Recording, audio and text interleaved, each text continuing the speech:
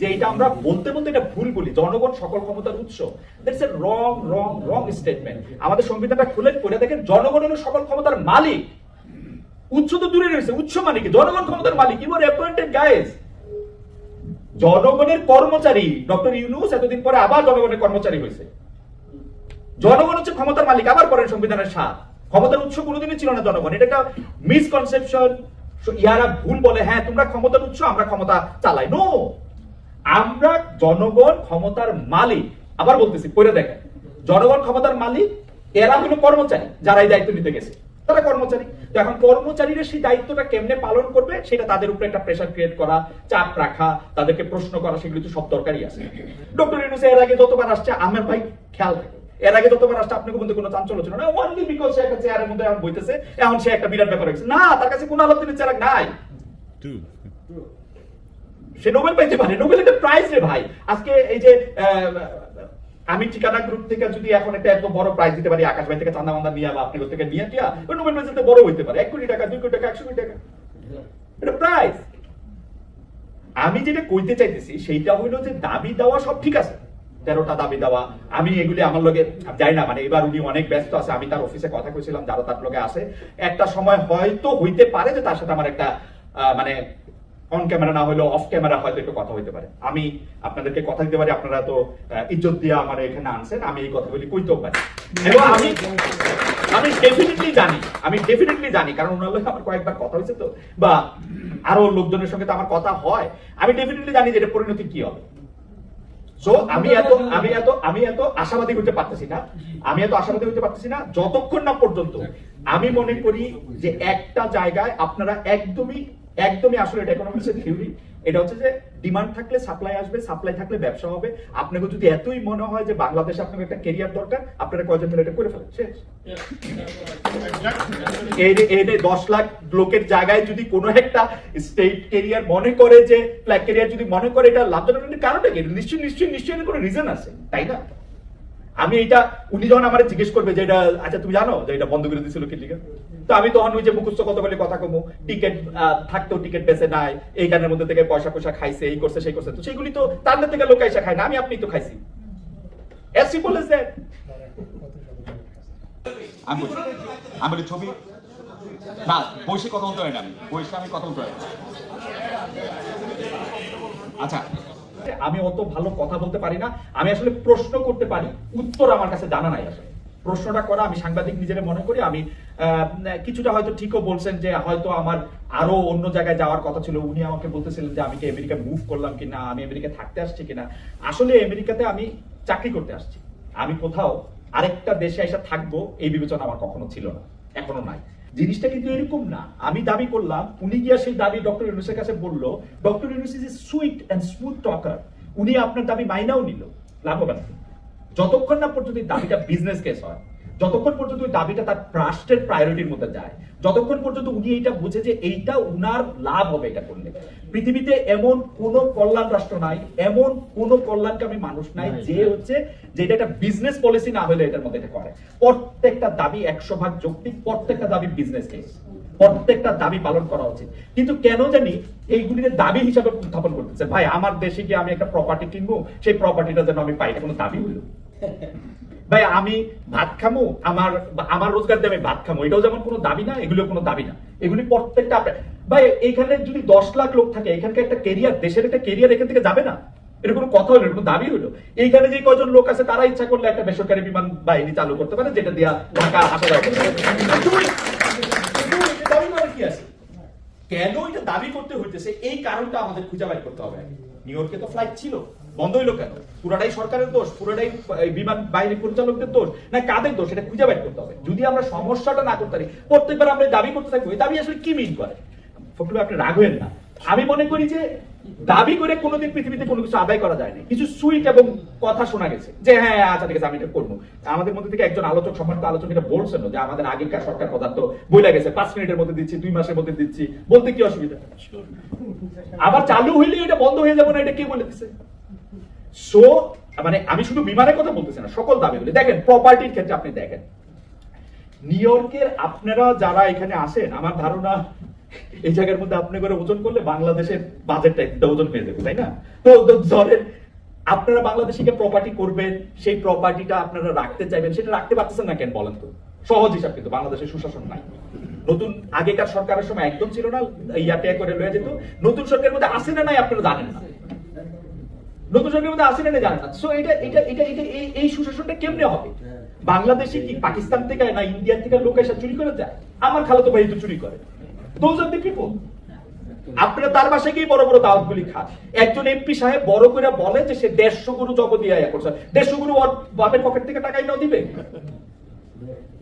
বাংলাদেশের লোকজন এমপির কাছে গিয়া বলে যে আমার মেয়ের বিয়ে, আমাকে টাকা দেন। ছেলের কাছে গিয়া বলে যে আমার ছেলে পরীক্ষা দিবে, টাকা দেন। হাতটা এমনিই রাখে। দ্যাটস ওয়াই ওই এমপি আপনি ঘাড়ে চাইবা বসে। এরকার এমপি আপনি চিনেন? না, আদা পয়সা দিয়ে দাম দেন। কোন তো এরকার মেয়র ফেয়র চিনেন আপনারা? না, আদা পয়সা দিয়ে দাম দেন।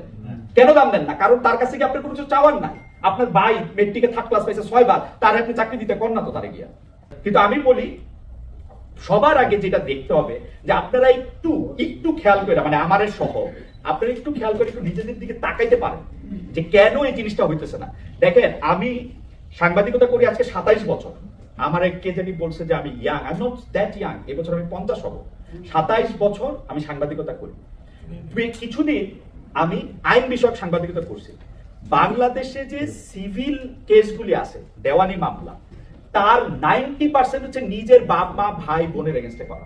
90%, আই রিপিট 90%। চাচাতো ভাই জমি নিয়ে গেছে, বোনের জমি দেওয়া হয় নাই, মাকে বঞ্চিত করছে, এগুলো হচ্ছে মামলা 90%। আপনারা প্রবাসীরা, আমি ইংল্যান্ডে এমএ করতে সময় প্রবাসীদের দুঃখ কেউ আইসা আমাকে বলে দেন যে ভাইরে দিছি জমি করতে, সে এটা মাইরা দিছে, শালাকে দিছি সে এটা তুইলা লয়ে গেছে। সো এই জিনিসগুলি, এবং তারা আবার যখন বড় হয়ে যায়, এরাই তো এই একটু ফটকাবাজি না করলে তো বাংলাদেশে তো পয়সা হবে না। বাংলাদেশে পয়সা হবে কি করে? বাংলাদেশে পয়সা হইতে হলে একটু ফটকাবাজ হইতে হবে, একটু দুরন্তর হইতে হবে, একটু চালবাজ হইতে হবে, তৈরি না 2-4টা পয়সা আসবে পকেট। 2-4টা পকেটে পয়সা আসলে কি হবে? সে একটা পলিটিক্যাল লিডার হবে। পলিটিক্যাল লিডার হলে কি হবে? এমপি হবে। এমপি হলে কি হবে? শেখ হাসিনার একটু ভালো নজরে থাকতে পারলে, খালেদা জিয়ার একটু ভালো নজরে থাকতে পারলে চোর হবে, বাটপার হবে, মন্ত্রী হবে, তাই তো? আমরা আবার ওই মন্ত্রীদের দেখার জন্য 50,000 জন যাবো এয়ারপোর্টে। তার লগে একটা ছবি তোলার জন্য 50 বার এই একটা মন্ত্রীর লগে ছবি তোলার সঙ্গে সঙ্গে শালি, দুলাভাই, গার্লফ্রেন্ড, বয়ফ্রেন্ডকে ফোন করবো যে দেখো কার লগে ছবি তুলছি। আধা পয়সা দিয়ে আমাকে পাত্তা দেওয়া উচিত ছিল। আপনি নিজের কাছে আমরা তাকাই, এবং আমরা নিজের দিকে তাকাই, এদেরকে কি আমাদের আধা পয়সা দিয়ে পাত্তা দেওয়া দরকার ছিল?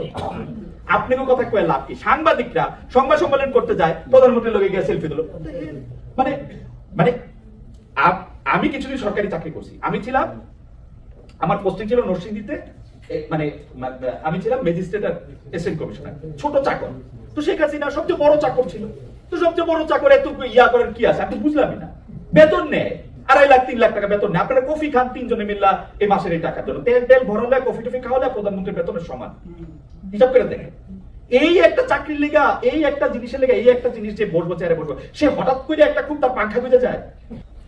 নিউ ইয়র্কে আমার মা থাকেন অনেকদিন ধরে, আমার ভাই থাকে 24-25 বছর ধরে। আমার নিউ ইয়র্কে এর আগে আরো অনেকবার আসা হয়েছে, আর হয়তো আরো অনেকবার আসা হইব।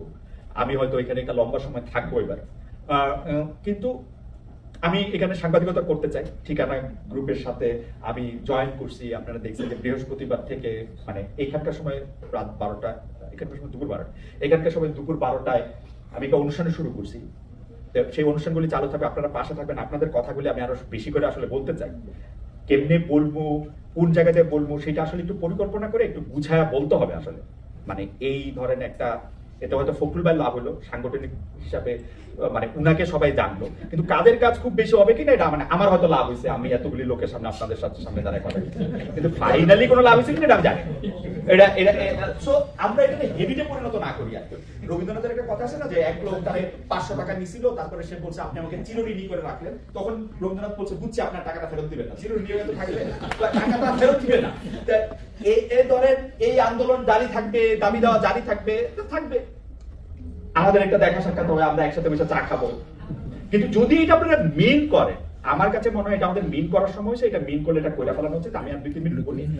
সেকেন্ড হচ্ছে দুর্নীতি। দুর্নীতিটা দূর করতে হলে প্রথম কাজ হচ্ছে এইটাকে সামাজিকভাবে বর্জন করা।